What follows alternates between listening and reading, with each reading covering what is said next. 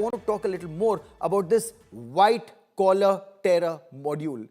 I'll tell you in great detail about who these individuals are, how they've been targeted. Take, for example, the doctor of death, Muhammad Umar. Dr. Muhammad Umar was born on the 24th of February 1989. He was a practicing doctor at the Al Falah Medical College. He'd done his MBBS from the Government Medical College in Srinagar. And he's the one who drove that car that exploded. Imagine, to be a doctor in Kashmir is perhaps the cream of the society. He doesn't come from a very well-to-do family. You're looking at those images of Dr. Muhammad Umar, that's point one. His mother thought there's better days ahead for the family that came from a very modest background. But look at what he did. He blew himself up, though he wasn't planning to be a suicide bomber, is what agencies tell us as of now. But then, it was an accidental blast. We're waiting for more corroboration. Let me now tell you about Dr. Adil Ahmed Rathar.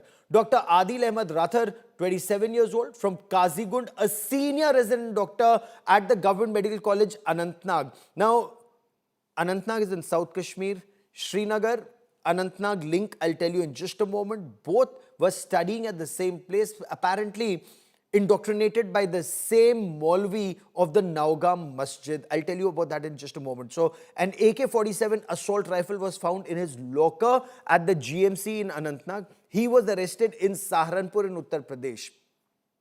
Dr. Muzammil Shakil. Dr. Muzammil Shakil, again from Jammu and Kashmir, was practicing at the Al Falah Medical College and University in Faridabad. He was arrested in Faridabad, and it was at his behest that 2,900 kilograms of explosives were seized, linked to Dr. Adil Rathar, who was then taken into custody from Pulwama.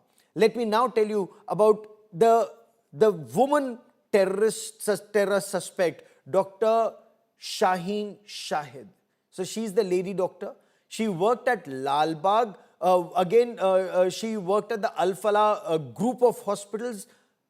An assault rifle, AK-56 assault rifle, was found in a car registered in her name.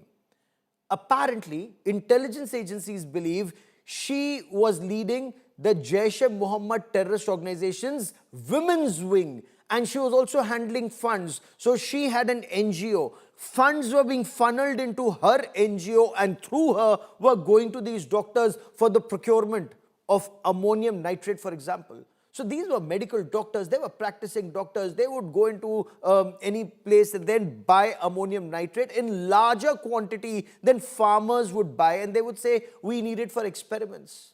And they would be given given ammonium nitrate. Painstakingly, over a long period, they managed to procure 2,900 kilograms of ammonium nitrate. Their handler then procured the timers, the devices, the assault rifles, the ammunition, other warlike stores or terror-like stores, all paid for, according to initial investigations, the NGO that was being run by Dr. Shaheen Shahid, which received funds from overseas. Let me also tell you about another face, not so much in the limelight, but should be. The man you see on your television screen, ladies and gentlemen, is Dr. Ahmad Moinuddin Sayyed. Dr. Ahmad Moinuddin Sayyed is from Hyderabad. He did his MBBS from China. He was arrested by the Gujarat Police Anti-Terror Squad, and this is as evil gets. He was in the process of extracting the resin poison, chemicals to put together this toxin. He picked up chemicals, he picked up tools to extract resin from castor oil seeds. He surveyed crowded markets where he would carry out a chemical attack. So his handler, police believe, and this is the Gujarat Police Anti-Terror Squad, and I've spoken to individuals in the know of this investigation. He was in touch with some Islamic State ISKP handler in Afghanistan. So look at how widespread this terror module has its links and tentacles spread. You have doctors from Jammu and Kashmir, you have doctors from Uttar Pradesh, and you have a doctor from Hyderabad. And they're working on multiple fronts to carry out this terror attack. the other big question that we want to ask here on India Today: was the Delhi blast a last-minute panic attack? Why are we saying so? Investigators believe that the bomb was prematurely detonated. It wasn't a fully developed improvised explosive device. It did not have the usual signature or ingredients that are put together to make a bomb. For example, it did not have ball bearings, it did not have nuts, bolts, screws, shrapnel, little pieces of lead and iron which are used for causing maximum damage the moment the IED is triggered, because with great velocity you have these ball bearings. They're like little bullets, screws, nuts, bolts that go and embed themselves in the victim's body, and victims often bleed to death. I mean, God forbid, if it hits you in the head, your brain pops out. If it hits you in the heart, if it hits you anywhere, God forbid, you could die or you could be severely injured. All these ingredients, these doctors weren't in a position to put together at that point of time. The IED was not equipped to cause these mass casualties. Shrapnel wasn't recovered. Also, no crater after the blast, which was initially the signature of a series of terror attacks that unfortunately we've suffered in our country. You'd recall, or perhaps some of the younger ones may have forgotten, we've had terror attacks in Sarojini Nagar, in Lajpat Nagar, in Karol Bagh, in Connaught Place, outside Delhi High Court. And these are all terror attacks that I've covered on ground. It had a particular signature, so you knew more about who the bomb maker was, what kind of ingredients they were using, what kind of training they had.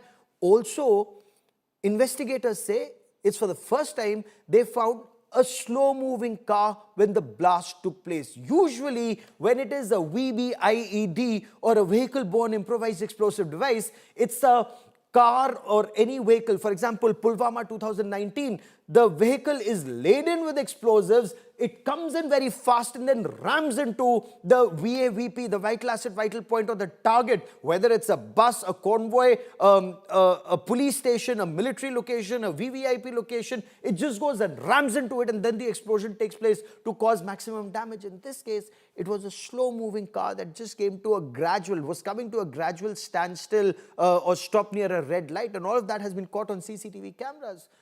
The finding of 2,900 kilograms of explosives, the detonators were not there in as many numbers. So from what sources are telling India Today, they were piecing together equipment to carry out a much bigger terror attack across the country. These vehicles would have been used, these doctors would have been used to spread out to different parts of the country to carry out a terror attack. Sadly for them, and thank God for us, that the Jammu and Kashmir police, great work by, of course, we know the names of the SHO, we know the names of the sub-inspector, we know the names of the local intelligence bureau in Jammu and Kashmir, the officers who carried out the bust. It was just a poster of Jaish-e-Mohammed that was being put in one part of the city, and that's when the beat constable and the local police went and arrested those people, and then one arrest led to the other, to the third, to the fourth, to the fifth, and this terror plot was busted. Sadly, one man got away and so many lives were lost.